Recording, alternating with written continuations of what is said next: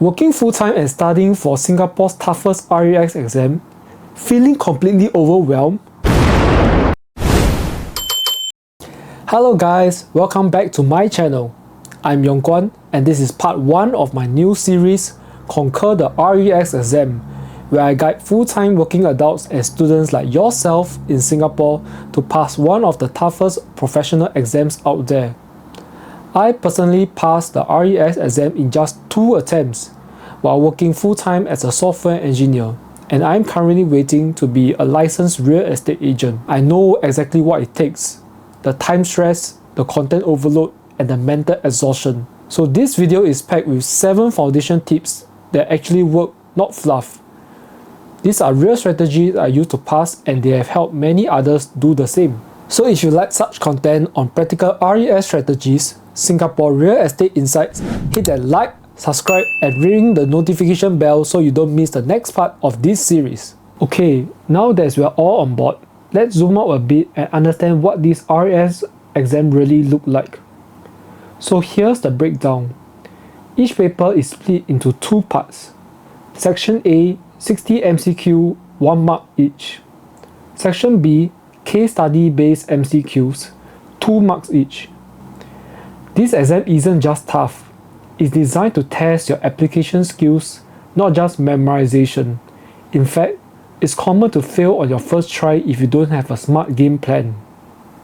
That's why I'm not just here to tell you to study hard. I'm here to help you study strategically. As someone who passed while juggling work deadlines and late night study sessions, I'm going to show you what really matters and what you can skip. And that's what I'm sharing with you today. 7 foundation tips that can help you study smarter, not harder. So tip number 1 is something that you need to do it immediately. Join the Telegram channel SGRES Exam Support Group, link in the description below. It's actually filled with others just like you, working adults, students, first-timers, retakers, all helping each other out. You'll see people discussing tricky questions, explaining concepts, and even giving encouragement when exam stress hits. It's like having a virtual study buddy group that's active 24/7. Don't be shy. Ask questions in doubt and answer whatever you know. You'll be surprised how much it helps. Personally for me, I scroll through the group during my commute. It's a great way to passively revise and pick up insights I might have missed. So my second tip, turn mistakes into study power-ups. Okay, this one might sound a bit nerdy, but it's seriously powerful. Whenever you get a question wrong during practice, don't just brush it off. Go back to your notes and ask yourself, was it a careless mistake? Did I not understand the concept? Or maybe that topic isn't even in my notes yet. Fix it right there. Highlight the concept, add missing points, and make it clearer. Personally, I use Notion for my notes, so it is super easy for me to bold or color things I keep missing out. This way, next time I revise, I know exactly where to zoom in. Every mistake becomes a clue. If you keep following these clues, your notes become sharper and more exam ready. It's like upgrading your brain every time you mess up. So don't ignore your mistake. Mind them for gold. So my third tip, invest wisely, buy time when you can. When you're working or studying full-time, your biggest constraint isn't money, it's time. That's why one of the smartest things you can do is to invest in quality study resources. Whether it's summary notes, mock exams, or revision crash courses, if it saves you hours of guessing, googling, or confusion, it's not an expense, it's a leverage. Personally, I paid for a few key resources during my preparation, and honestly, they paid for themselves by giving me speed, structure, and a peace of mind. And if you're not sure what is worth buying, don't worry. In my next 2 videos, I'll be breaking down my top resource picks for paper 1 and paper 2, so you can invest smartly without wasting money. So remember, study smarter, not longer. Tip number 4, tackle section B first. It's all about smart scoring. Here's a strategy I picked from my course provider, and it makes such a huge difference. Start your exam with section B instead of section A. Why? Both sections have equally long and detailed questions. But section B gives you 2 marks per question, while section A only gives you 1. That means that you are getting double the return for the same mental effort. So it does make sense to tackle the high value questions first, while your brain is still fresh and focused.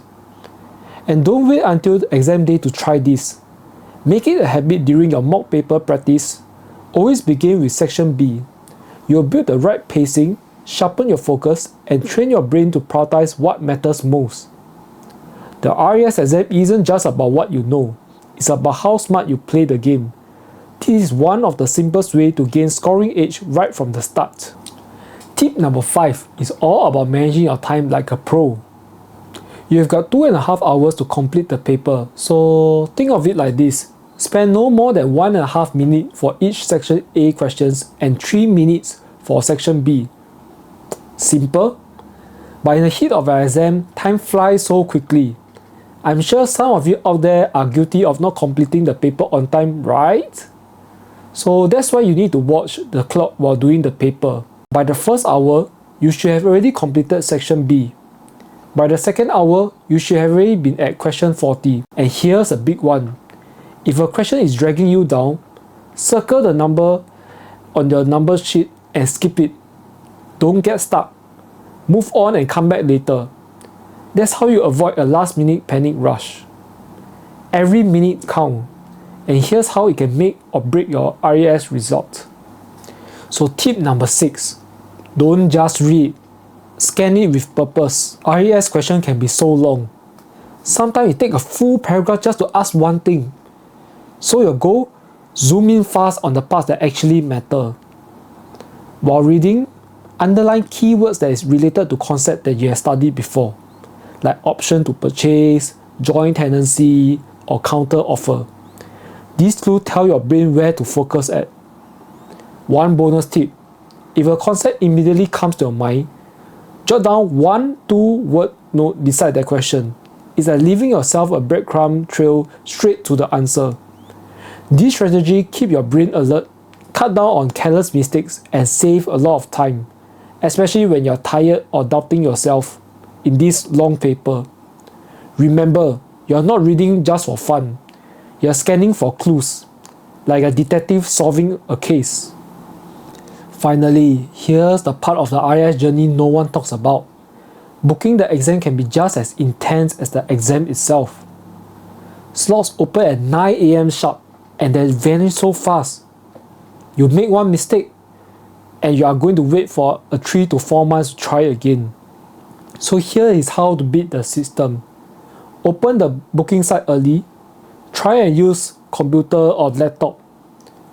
Beforehand, prepare a notepad with some of your details, name, NRIC, mobile, email address. Be ready to copy and paste each line quickly. Have your registered email open, the OTP will come in fast. Aim to complete the entire form in under 1 minute.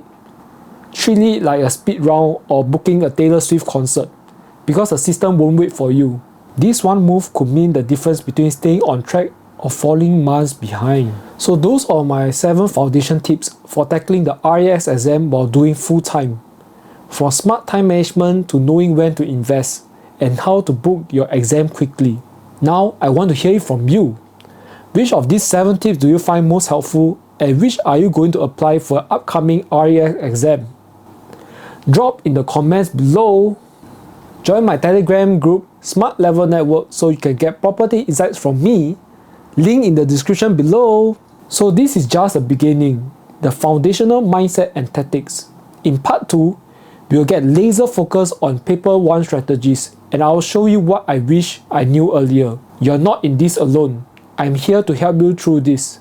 So stay tuned, stay sharp, and I'll see you in the next video. All the best in your preparation. Bye bye.